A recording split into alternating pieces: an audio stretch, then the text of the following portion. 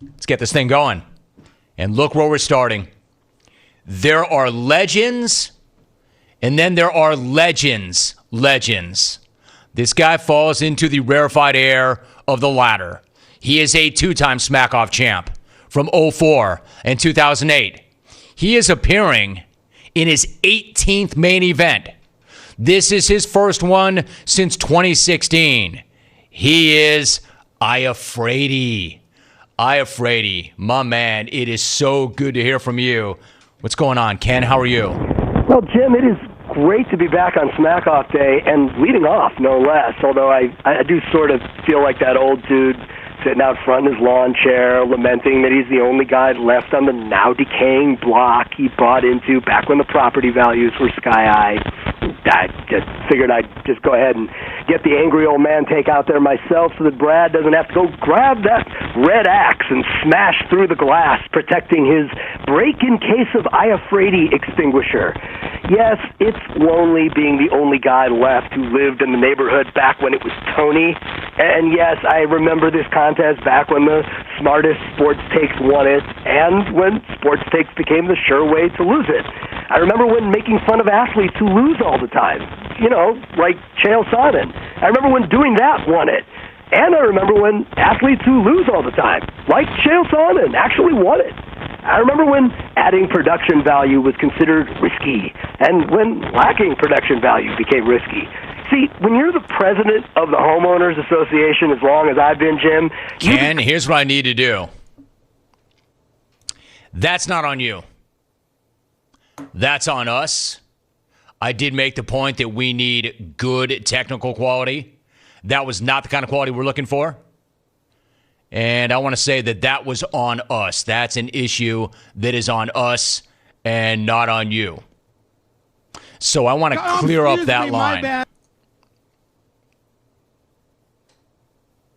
It is a two-way street. And I got to admit, on this big day, as we're trying to set things up, it is a two-way street. The good technical quality is a two-way street. So if it's entirely on you, you're going to get run. If it's partially on us or entirely on us, I'm going to give you the benefit of the doubt. He deserves better than that, and we bear a responsibility in that. So I want to correct that.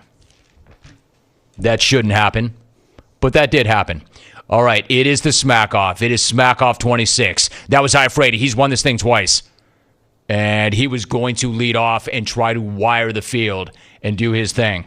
Kenny, that was on us. My apologies. As I mentioned, good technical quality is a two-way street. It's good to have you back. Thank you. Better. Better? Much. All right. Well, I'm trying to decide. I want to make sure that I've established my thought pattern here, okay? First off, Brad, you heard me. Angry old man take already done. Let's move on from that. Want to make certain that, we've covered the terrain about what has won here over many, many years, whether it's sports takes, no sports takes, make fun of the athletes who lose, the Chael Sonnens of the world, or whether they, the losers themselves, are the winners, whether the production value is in or out.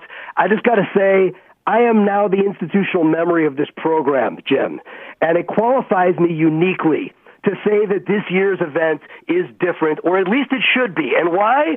Because none of the first 25 happened while our entire country, including its sports landscape, was undergoing a moral bulldozing.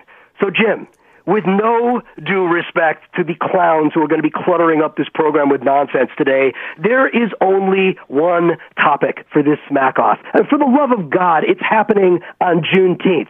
I mean, if this jungle is still about anything that landed you in the Hall of Fame, Jim, today is for commenting on the national lobotomy that left Drew Brees so sincerely speaking his heart one day, and then so sincerely speaking the opposite of his heart the next day when it became clear that the revolution had not been televised inside his mansion. Jim, I checked the list of stations that this Smackoff broadcast on, and it suggests that the billionaire old white guy country club known as the Major League Baseball owners refusing to give us games simply because they might not get richer, while thousands of black people are dying in disproportionate numbers from COVID-19. See, that justifies more of our attention today than less scouring Cameo again for some Z-list celebs with which to contaminate our ears. Why, you might ask, do I have so little time for Mike and Indy, the one contestant in Smackoff history whose entire victory total could be found on the right side of the decimal point? It's because Roger freaking Goodell is presently cowering under his desk after being forced to stand with his black players after Patrick Mahomes, the one guy the Shield absolutely cannot live without, went all in to declare himself Tamir Rice. Now, I'm still waiting for Raj to, return all those millions his bosses stole from Cap. But, Raj is still waiting for his marching orders from the Big Oink with the world's biggest TV screen down there in Arlington, Texas. And why do I have nothing for our over-caffeinated little friend Rick in Buffalo? Because he's Rick in Buffalo, home of the 57 cops who have staked their careers on the high principle of restoring their authority to beat the stuffing out of unarmed 75-year-olds. Rick, my man, let's keep that eye on the ball today, okay? Yes, Jim, this year is different, no matter how confused your invitees may be about that. And why would they be confused? Might it be because this entire gathering is whiter than a Dave Matthews concert? So forgive me for not being all that easily incited by Shawnee finally coming back because he heard you'd changed this thing to the Smackoff, or by Brad's hilarious photos kissing his mirror. I think we've got bigger fish to fry. Yeah, you see, back in the day, Jim, I sang about Whitey's dad. Yeah, today I'm just singing about Whitey's. Whitey's missing the memo, like we always do. And so, to be clear, the topic of this year's Smackoff isn't racist cops, it's racist us. You and me and Brad and Rick and Caleb and Les and this whole merry band of pale faces who need to start by looking in the mirror instead of kissing it when it comes to systemic racism. Now, does that seem harsh? Let's make this simple enough even for your listeners, Jim. The National Institute of Health confirms that all human beings are 99.9% identical in their genetic makeup, which means we invented race as a thing.